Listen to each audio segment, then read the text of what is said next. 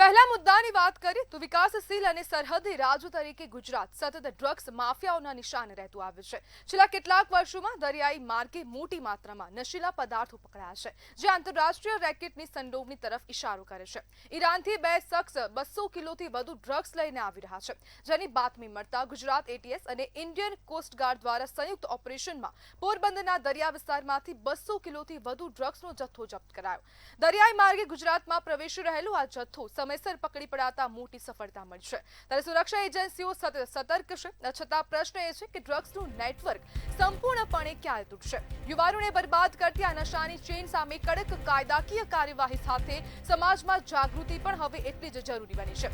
શું કડક સજા અને સતત ઓપરેશનથી ડ્રગ્સનું દૂષણ ખતમ થશે કે કેમ, તેવા અનેક સવાલો અહીંયા ઊભા થયા છે.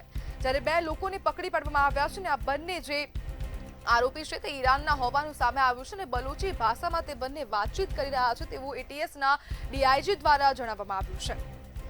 જ્યારે કયું ડ્રગ્સ છે તે ડિટેક્ટ નથી થયું અને આરોપીની જે ભાષા છે તે બલુચી છે અને ડીઆઈજી દ્વારા સમગ્ર માહિતી આપવામાં આવી છે. અને આજ બધે આપણી સાથે ચર્ચા કરવા માટે ગુજરાત પોલીસના નિવૃત્ત એસીપી દીપક વ્યાસ જોડાઈ ગયા છે. દીપકભાઈ, ડ્રગ્સ મુદ્દે ઝીરો ટોલરન્સ નીતિ હવે સરકારે અપનાવી છે, શું કહેશો?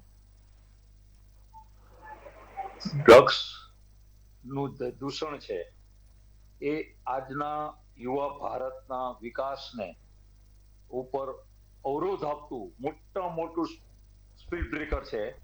એટલે આ ડ્રગ્સ જે આવી છે, પ્રસ્તુત કેસમાં મેં મારા નોલેજ પ્રમાણે દુનિયાનો હાજી ફિદા નામનો મોટો ડ્રગ્સ પેડલર છે, એને ડ્રગ્સ જે બી ડ્રગ્સ પકડાશે એનું પૃથ્થકરણ થશે એટલે આવશે. એ ભારતમાં પોરબંદરના દરિયા કિનારાથી ભારતમાં મોકલી પંજાબ મોકલવાનું હતું એ ડ્રગ્સ, એવી પ્રેસ નોટ આધારે મને માહિતી મળી છે. અને આ જે ડ્રગ્સ હતું એ પોરબંદરથી 140 નોટિકલ માઇલ દૂર થી ગઈકાલે સાંજે 8 વાગે, રાત્રે 8 વાગે એટીએસ અને કોસ્ટગાર્ડના સંયુક્ત સહિયારા પ્રયાસથી પકડવામાં આવેલા છે.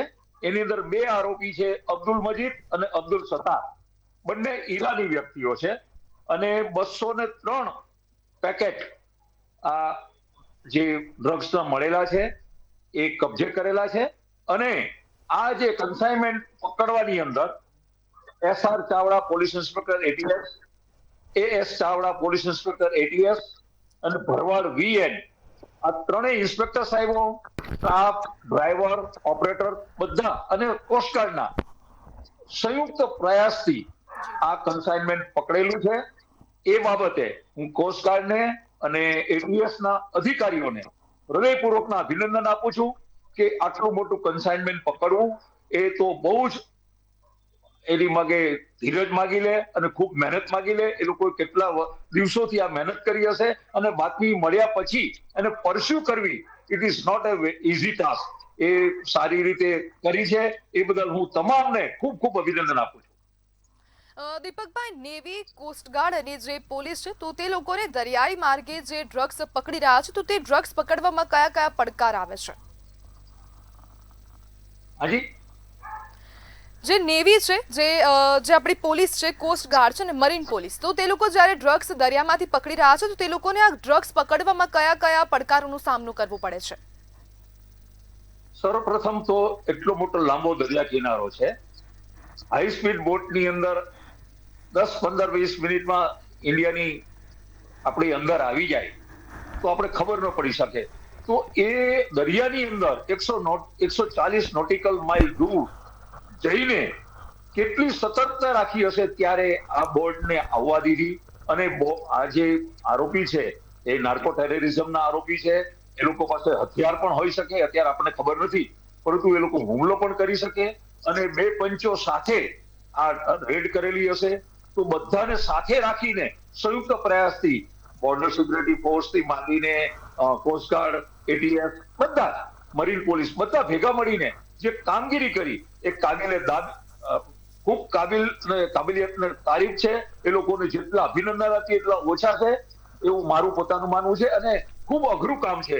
અઘરું કામ બહુ સારી રીતે સંપન્ન કર્યું અને સાંજના 8 વાગે રાતના અંધારાની અંદર આ દરિયાની અંદર આરોપી પકડવા અને સાથે મુદ્દામાલ સાથે બોટને પકડવી, હાઈ સ્પીડ બોટને, it is very very difficult task. એ પૂર્ણ કરેલું છે.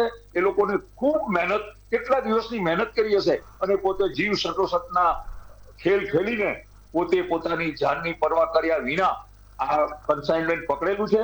એ ખૂબ જ અભિનંદનને પાત્ર અને ખૂબ ગૌરવને પાત્ર છે રાજ્ય પોલીસ માટે.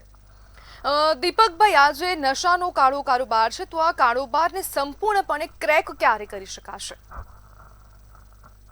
સર્વપ્રથમ તો કારોબારના જે સપ્લાયર છે એ સપ્લાયરને પકડીને એને વિરુદ્ધમાં કોર્ટમાં સારા પુરાવા મૂકીને ચાર્જશીટ કરીને એને સજા કરવામાં આવે, દાખલારૂપ સજા કરવામાં આવે.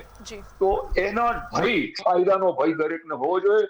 આપણે રૂલ ઓફ લો માં ડેમોક્રેસીમાં રહીએ છીએ, તો રૂલ ઓફ લો બધાને લાગે છે. અને આ સાયકોટ્રોપિક ડ્રગ્સ જે હોય છે એ ઇન્ડિયાની અંદરથી આખા વિશ્વમાં લોકો જાય છે. તો એનું ઉપયોગિતા ઇન્ડિયામાં થશે અને આખા વિશ્વમાં જશે. અને વિશ્વમાં આપણે ઇન્ડિયાથી જો નાર્કોટિક ડ્રગ્સ થશે તો ઇન્ડિયાની આંતરરાષ્ટ્રીય છાપ પણ નેગેટિવ ઊભી થશે. એટલે ભારતની સારી છાપ ઊભી કરવા માટે પણ આ કન્સાઇનમેન્ટ પકડીને આવું કૃત્ય ઇન્ડિયામાંથી ન થાય એ જોવું જરૂરી છે. જી બિલકુલ દીપકભાઈ, જોડાવા બદલ આપનો આભાર.